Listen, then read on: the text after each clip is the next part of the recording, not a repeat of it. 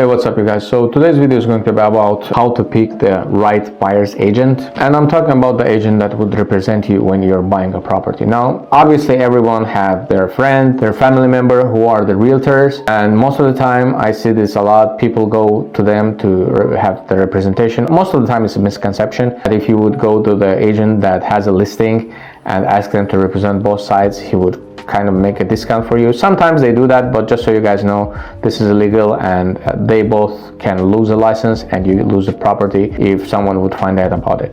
Some states actually ban dual agency. That's called dual agency because of this. Just so you guys know, there's like lots of things that average person who is not in industry that normal agent would know. Now it's really important to have the right agent for the right property.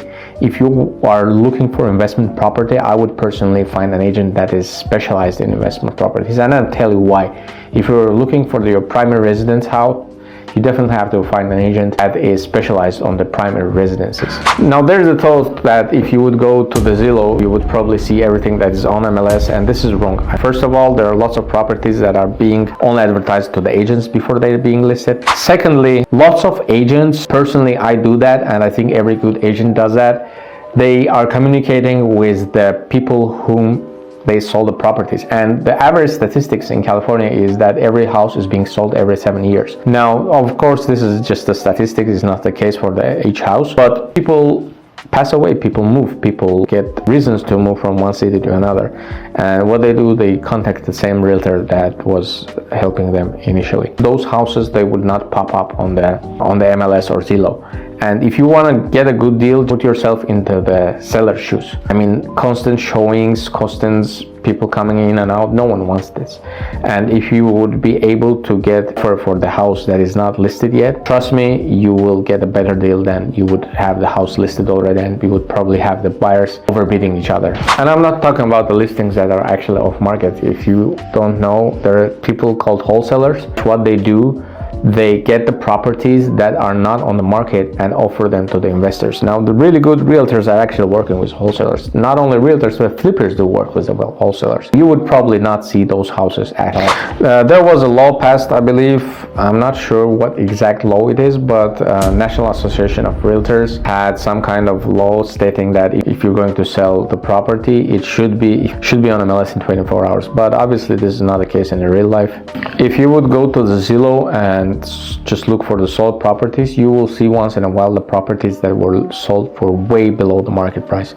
Those are the properties that the wholesalers most of the time are working with, or help someone to buy that property is going to help them to sell it without hassle. So that's this kind of listing, and it's a win-win situation for everyone. Like, it's a win-win situation for agent because he's going to sell the house. It's a win situation for you, for the buyer, because you are going to get very good deal. It's a win situation for the seller because they're going to sell their house no hassle. Personally, I think you should test a realtor whenever you're speaking to one.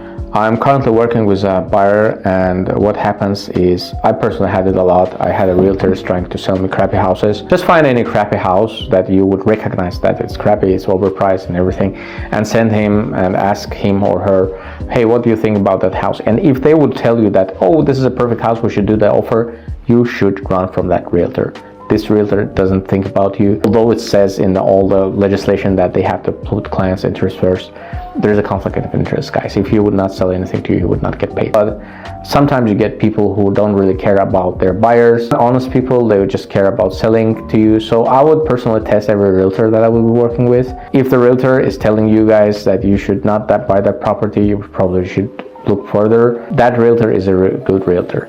And I personally do that a lot. I like, when I'm checking out the properties, there are like, every property you check, there would be some stuff that would be a red flag. There is no perfect property. Every property has its pros and cons. What happens, I see it personally a lot. People who send me properties, they don't see these little things. And when I'm showing them, hey, this property has this and this and this and this, are you sure you want to do an offer? That they understand, and they most of the time back off. But of course there are exceptions. Some people want bad properties to be able to flip. Normal realtor should be doing a calling on the certain area. It's called farming. That's what they call it. A very weird name. Personally, when I first found out about it, I was strange to hear. But what is they do call all the houses in the neighborhood, talk to the people who might be selling. Whenever you're calling a realtor that is working in a certain area, they would already have some properties that are not on the market yet, but that would be selling very soon.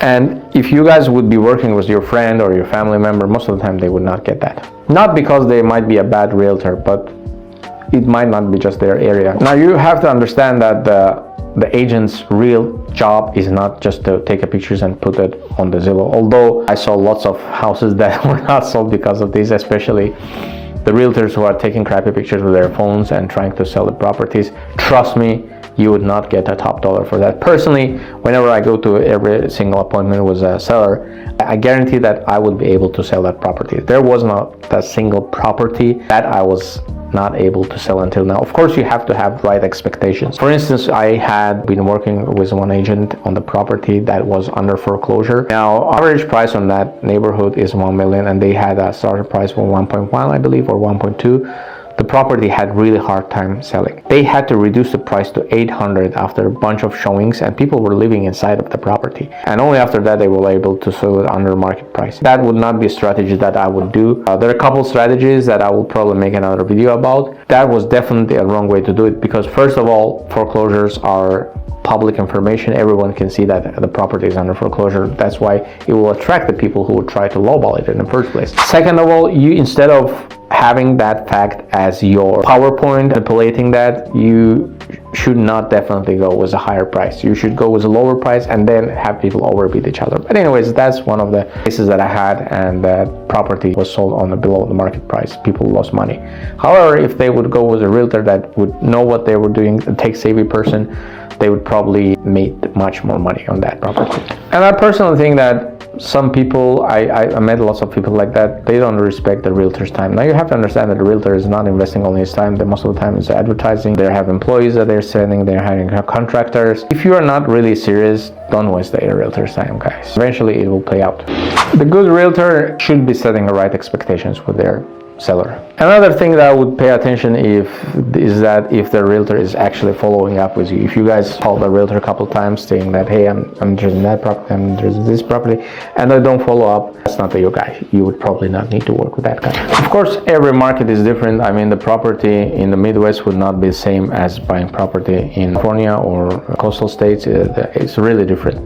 However, the agents are present, both good and bad, in every state, so it's really important to know what kind of agent you're looking for. So if you guys like this video, please don't forget to subscribe. I would love to help you guys with your real estate needs. Don't be shy and reach out to my team or me in the comments. Have a good one. See you on the next one. Bye.